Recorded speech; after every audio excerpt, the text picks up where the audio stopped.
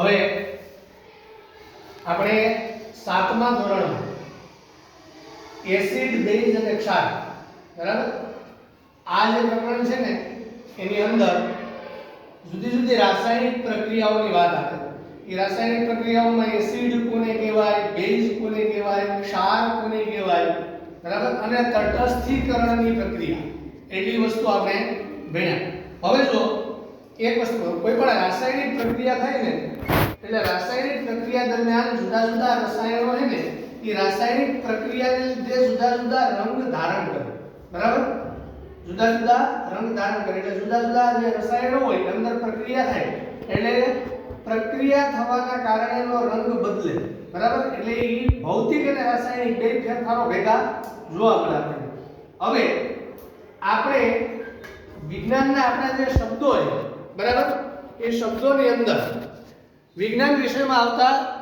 વૈજ્ઞાનિક ઘટનાઓ કે પ્રક્રિયાઓ ને વ્યાખ્યાયિત કરતા શબ્દોની આપણે નિદર્શન કરીને સમજૂતી મેળવવાની છે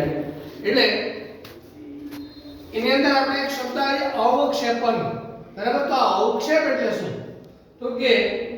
કોઈ પણ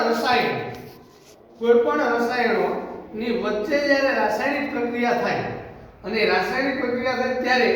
આવી રીતે કોઈ એક ચોક્કસ કલર ન હોય એટલે કે કોઈ એક ચોક્કસ રંગ ન હોય પણ એક રંગ સાથે જુદા જુદા રંગો એની અંદર જોવા મળતા હોય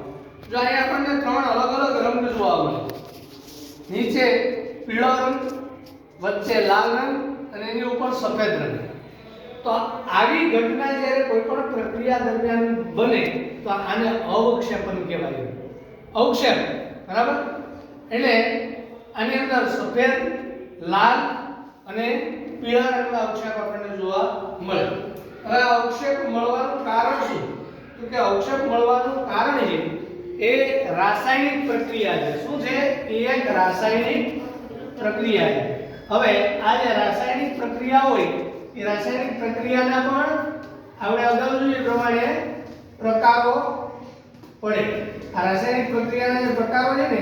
એની અંદર આવી જે પ્રક્રિયા હોય અવક્ષેપ આપતી પ્રક્રિયા આવી પ્રક્રિયાને અવક્ષેપની પ્રક્રિયા કહેવાય હવે આપણને ખબર પડવી જોઈએ કે અવક્ષેપ કોને કહેવાય બરાબર તો જ આપણે કોઈ પણ રાસાયણિક પ્રક્રિયા થઈ ત્યારે એની અંદર અવક્ષેપ મેળા એમ કહી શકીએ બાકી એમ કહેવાય બીજો એક શબ્દ આવે સ્ફટિક સ્ફટિક સ્ફટિક એટલે શું